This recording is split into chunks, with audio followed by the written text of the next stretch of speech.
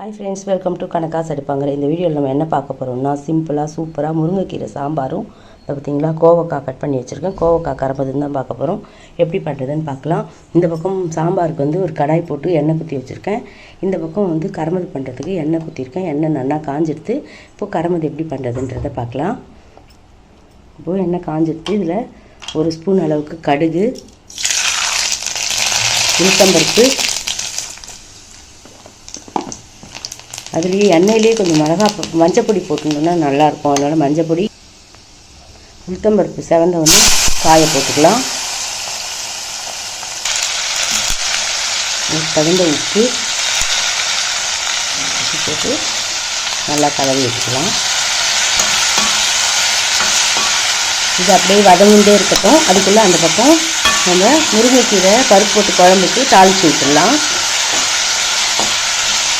இது சிம்மில் வச்சு நல்லா வேகணும், நல்லா ரோஸ்ட் ஆகும்.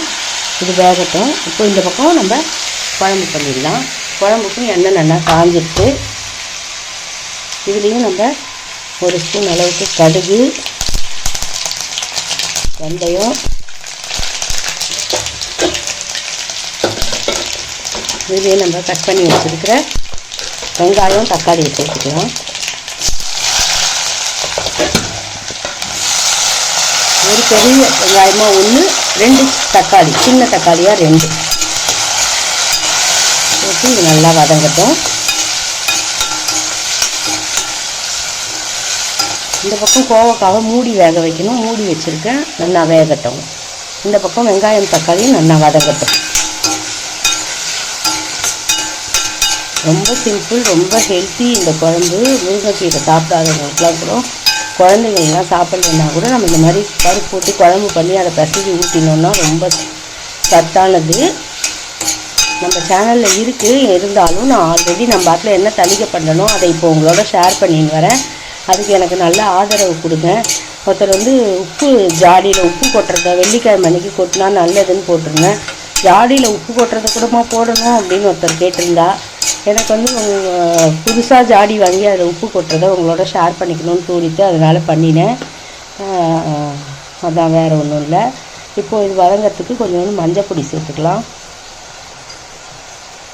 மஞ்சப்பொடி இது நல்லா வதங்கட்டும். சிம்மில் வச்சு நல்லா வதங்கட்டும். பார்த்தீங்களா, பருப்பை நான் இந்த மாதிரி சாதம் வச்சு அது மேலேயே ஒரு தட்டு போட்டு அதுக்கு மேலே ஒரு பேசினில் பருப்பு போட்டு வச்சுட்டேன். பருப்பு நல்லா சாம்பாருக்கு ரெடி ஆகிடுது. இப்போது இதை எடுத்து வச்சுக்கிட்டு நல்லா கரண்டியால் ஸ்மாஷ் பண்ணி அதை குத்திக்கலாம். இந்த மாதிரி பருப்பை வந்து நல்லா கரண்டியால் இந்த மாதிரி குழைச்சா நல்லா குழஞ்சிடும். சந்தனம் மட்டும் தளிகை ஆகிடுது. இப்போது நம்ம இதை வந்து இந்த குழம்புல சேர்த்துக்கலாம்.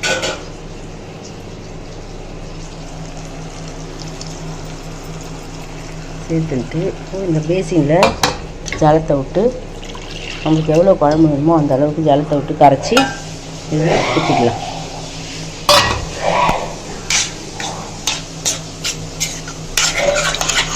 இந்த மாதிரி நல்லா இந்த மாதிரி நல்லா கரைச்சி விட்டு இன்னும் கொஞ்சம் திக்காக இருக்குல்ல, அதனால் இன்னும் கொஞ்சம் ஜலம் ஊற்றிக்கலாம். இப்போது நம்ம இந்த குழம்புக்கு தேவையான அளவுக்கு உப்பு, கொஞ்சோண்டு பெருங்காயம், இதுலேயே நம்ம சாம்பார் பொடி சேர்த்துக்கலாம். 2 ஸ்பூன் நம்ம ஆற்றுல அரைச்ச மல்டி பொடி, சாம்பார் பொடி. இது நல்லா இப்போ கொதிக்கட்டும். இந்த பக்கம் கரமதை கலரி விடலாம்.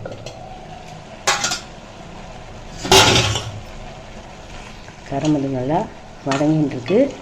இப்போது இதில் நம்ம பெருங்காயம் கொஞ்சோண்டு சேர்த்துக்கலாம். பெருங்காயம் இதில் வந்து கொஞ்சம் நம்ம காரப்பொடி சேர்த்துக்கலாம்.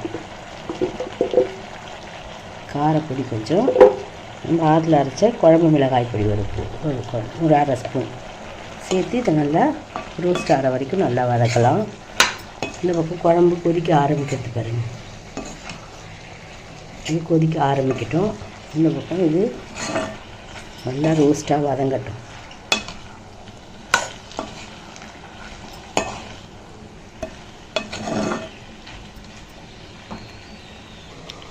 இதில் நான் இப்போது புளி குத்தினேன். புளி குத்துற கிளிப்பிங் விட்டு போயிடுது. புளி கொஞ்சோண்டு துளியோண்டு எடுத்து ஒரு சின்ன நெல்லிக்காய் அளவுக்கு எடுத்து கரைச்சி குத்திருக்கேன். புளி குத்தினதுக்கப்புறம் நல்லா கொதிக்க ஆரம்பிச்சிடுது. கடைசியாக தான் நம்ம வந்து முருங்கைக்கீரையை சேர்க்கணும். ஏதோ ஞாபகத்தில் புளியை கரைச்சி குத்திட்டேன், கிளிப்பிங் எடுக்காமல் மிஸ் ஆகிடுது. புளி குத்திக்கோங்க நீங்களும். இந்த ஸ்டேஜில் முருங்கைக்கீரை போட்டுக்கலாம்.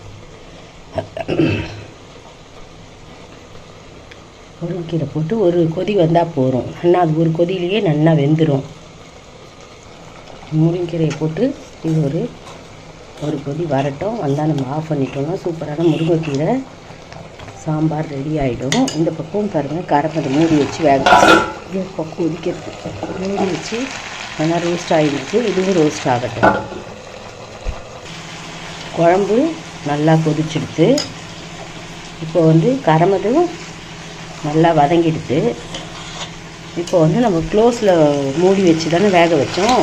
இப்போ ஓப்பனில் வச்சோம்னா நல்லா சுருளை வதங்கும். இப்படி பரத்தி வச்சிடலாம், நல்லா சுருளை வதங்கட்டும். இப்போ குழம்பு ரெடி ஆகிடுது. குழம்பை நான் ஆஃப் பண்ணிக்கிறேன். இப்போது பாத்திரத்தில் மாற்றிட்டுருவேன். நான் மாற்றிட்டு கரமது நல்லா சுருளை வதங்கினோடனே அதையும் பாத்திரத்தில் மாற்றிட்டு பார்க்கலாம்.